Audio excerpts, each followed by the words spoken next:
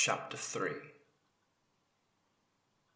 John was on his feet before Leon had finished his warning, hopping out into the aisle and stepping in front of Leon in a single stride. "Who the hell?" John snarled, his shoulders set, ready to break the thin man in two if he so much as blinked wrong. The stranger held up pale, long-fingered hands, looking as though he could barely contain his delight, which made John all the more wary. He could easily pound the guy into hamburger. What the hell was he so happy about? "And you're John Andrews," the man said, his voice low and calm, and as pleased as his expression. "Formerly a communications expert and field scout for the Exeter Stars. It's so good to meet you. Tell me, how are your ribs? Still tender?" Shit. Who is this guy? John had broken 2 ribs and cracked a 3rd on the Cove mission, and didn't know this man. How the hell did this man know him? "My name is Trent," the stranger said easily, nodding at both Leon and John. "I believe your Mr. Trapp can vouch for my identity." John flicked a glance back, saw that David and the girls were right behind them. David gave a quick nod, his expression strained. Trent. Goddamn. The mysterious Mr. Trent. The same Mr. Trent who had given maps and clues to Jill Valentine, just before the Raccoon Stars had discovered Umbrella's initial T-virus spill at the Spencer estate. The Trent who had given a similar package to David one rainy August night, information about Umbrella's Caliban Cove facility, where Steve and Karen had been murdered. The Trent who'd been playing games with the stars, with people's lives, all along.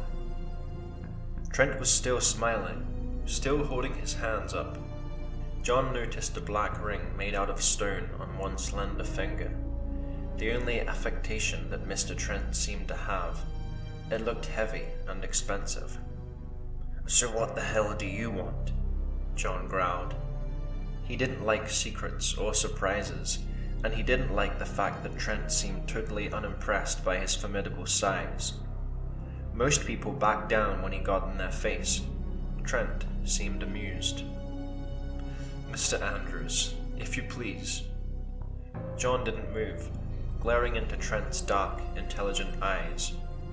Trent gazed back, impassively, and John could see cool self-assurance in that bright gaze, a look that was almost but not quite patronizing. As big and buff as John was, he wasn't a violent man, but that confident, mirthful look made John think that Mr. Trent could use a good beating.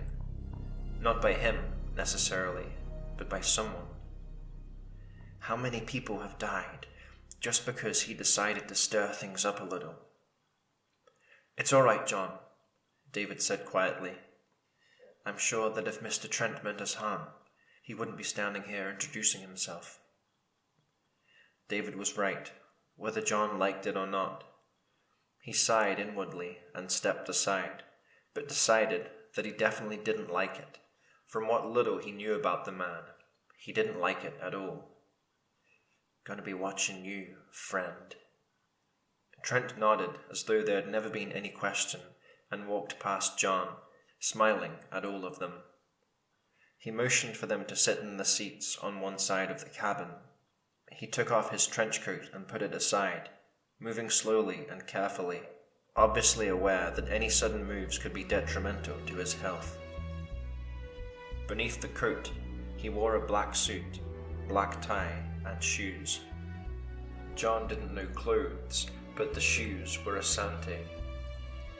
Trent had taste, anyway, and a shitload of money, if he could afford to blow a couple thou on footwear. "This may take a few moments," he said. "Please, get comfortable." He pushed himself up to sit atop one of the chairs opposite their group, moving with a smooth grace that made John feel even less comfortable. He moved like someone with training, martial arts maybe. The others sat or leaned against the chairs, each of them studying the uninvited guest, each looking as unhappy about his appearance as John felt. Trent studied them in turn. Mr. Andrews, Mr. Kennedy, Mr. Trapp, and I have already met. Trent looked back and forth between Rebecca and Claire, his sparkling gaze finally settling on Claire. Claire Redfield, yes? He seemed a little more hesitant, which wasn't a surprise. Rebecca and Claire could have been sisters, both brunettes, same height, only a few months difference in age. Yes, Claire said. Does the pilot know you're on board? John frowned, irritated with himself for not having asked first. It was a fairly important question, and it hadn't occurred to him. If the pilot had let Mr. Trent aboard. Trent nodded, running one pale hand through his tousled black hair. Yes, he does. In fact, Captain Evans is an acquaintance of mine, so when I realized that you were going traveling, I arranged for him to be in the right place at the right time. Much easier than it sounds, really. Why? David asked, an edge coming into his voice that John had only ever heard in combat situations. The captain was right on the verge of being seriously upset. Why would you do that, Mr. Trent? Trent seemed to ignore him. I realize that you're concerned about your friends on the continent, but let me assure you that they're in the best of health. Really, there's no reason for you to worry yourselves. Why? David's voice was steel. Trent stared at him, then sighed. Because I don't want you to go to Europe, and making it so that Captain Evans is your pilot means that you won't. You can't. In fact, we should be turning back any moment now. Claire stared at him, feeling her stomach knot, feeling that knot transforming into a burning, leaden anger. Chris. I won't see Chris. John pushed away from the seat he'd been leaning on and grabbed Trent's arm before Claire could even open her mouth, before anyone had time to respond to his statement. Tell your acquaintance to keep right on going the way we're going, John spat, glowering at Trent. From the way John's hands were shaking, Claire thought there was a good chance that he would break Trent's arm, and found that she didn't think that was such a bad idea. Trent wore an expression of mild discomfort, nothing more. I'm sorry to interrupt your plans, he said, but if you'll hear me out, I think you'll agree that it's for the best, if you really want to stop Umbrella, that is. For the best? Chris, we have to help Chris and the others. What is this shit? She waited for the others to explode into action, to storm the cockpit, to tie Mr. Trent to a chair and force him to explain himself. But they were all silent, looking at one another and at Trent with shock, anger, and interest, guarded, but interest nonetheless. John loosened his grip, glancing at David for direction. This had better be a good story, Mr. Trent, David said coolly. I'm aware that you've helped us in the past, but this kind of interference isn't the kind of help we want or need. He tipped his head at John, who reluctantly let go of Trent and stepped back. Not very far back, Claire noticed. If Trent had been worried at all, there was no sign of it. He nodded at David, and in his low, musical voice, started to speak. As I'm sure you're all aware, Umbrella Incorporated has facilities in locations all around the world, factories and plants that employ thousands of people and generate hundreds of millions of dollars each year. Most of them are legitimate pharmaceutical or chemical companies and have no relevance to this discussion, except that they're quite profitable. The money generated by Umbrella's legal enterprises allows them to finance their lesser-known operations that you and yours have recently had the misfortune to come across. These operations fall into a division known as White Umbrella, and most have to do with bioweapons research. There are very few who know all the ins and outs of White Umbrella's business, but the ones who do are extremely powerful. Powerful and committed to creating all sorts of unpleasantness. Chemical weapons, fatal diseases, the T and G series viruses that have been so troublesome as of late. That's an understatement, Claire thought nastily, but was intrigued in spite of herself, to finally know something about what they were up against. Why? Leon asked. Chemical warfare isn't all that profitable. Anyone with a centrifuge and some gardening supplies can come up with a bioweapon. Rebecca was nodding. And the kind of work they're doing, applying rapid fuse virions to genetic redistribution. It's incredibly expensive and as hazardous to work with as nuclear waste. Worse. Trent shook his head. They're doing it because they can, because they want to. He smiled faintly. Because when you're richer and more powerful than anyone else on the planet, you get bored. Who gets bored? David asked. Trent gazed at him for a moment, then started talking again, blatantly ignoring David's question. White Umbrella's current focus is on bioorganic soldiers, if you will. Individual specimens, most genetically altered, all injected with some variation of virus, intended to make them violent and strong and oblivious to pain. The manner in which these viruses amplify in humans, the zombie reaction, is nothing more than an unexpected side effect.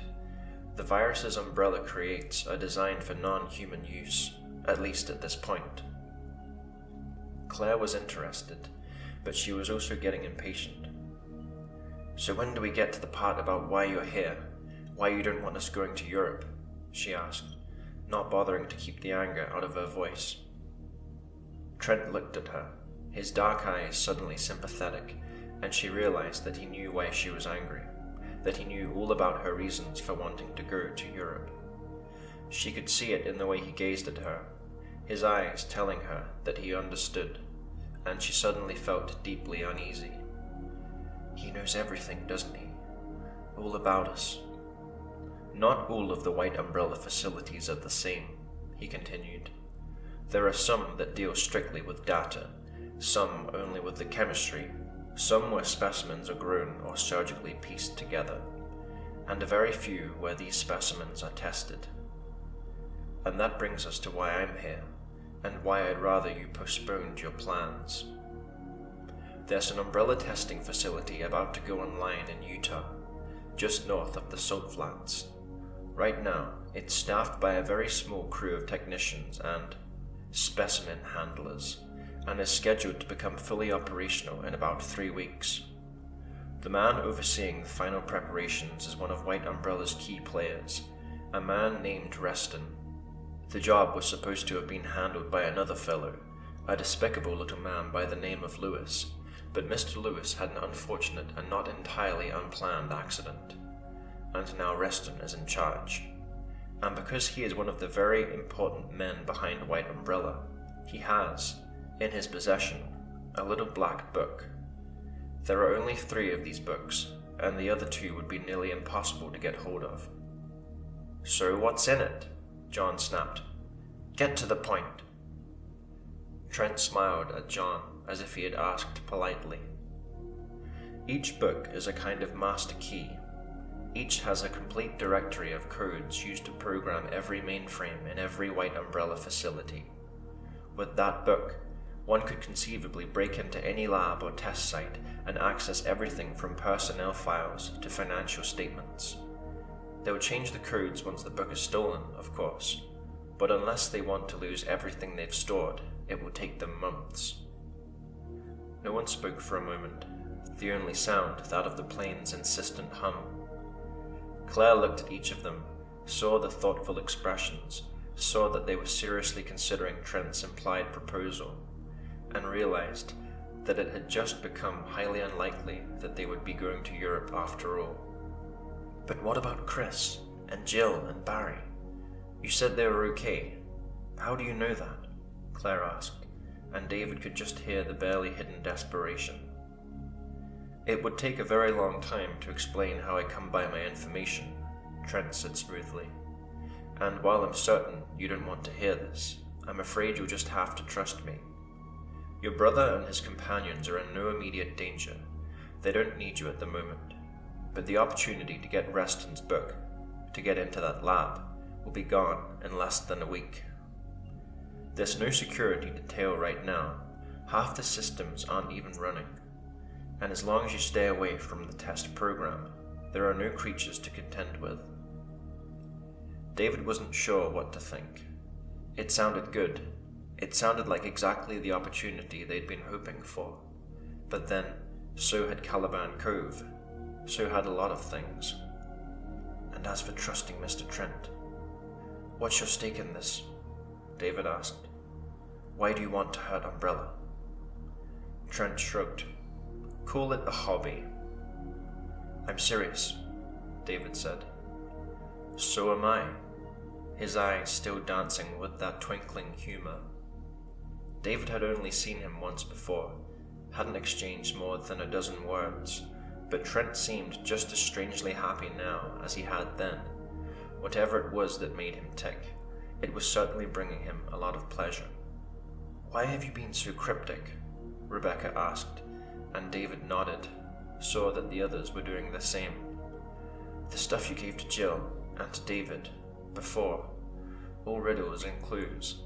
Why not just tell us what we need to know?" "Because you needed to figure it out," Trent said. "Or, rather, it was necessary that you appeared to figure it out, all by yourselves. As I said before, there are very few people who know what White Umbrella is doing. If you seemed to know too much, it might come back to me." "Then why take the risk now?" David asked. "For that matter, why do you need us at all? You obviously have some connection to White Umbrella. Why not go public, or sabotage them from the inside?" Trent smiled again. "I'm taking the risk because it's time to take a risk. And as to the rest, all I can say is that I have my reasons." He walks and talks, and yet we still don't know what the hell he's doing, or why. How exactly does he manage that? "Why don't you tell us a few of those reasons, Trent?" None of it was sitting well with John, David saw. He was scowling at their stowaway, looking as though he might have to be talked out of punching the man. Trent didn't answer. Instead, he pushed himself off of the seat and picked up his coat, turning to look at David. "I realize you'll want to discuss this before you make your decision," he said. "If you'll excuse me, I'll take this opportunity to visit our captain. If you decide against collecting Reston's book, I'll step aside. I said before that you had no choice, but that was my dramatic side showing. I suppose there's always a choice." On that, Trent turned and walked to the front of the cabin and slipped behind the curtain without a backward glance.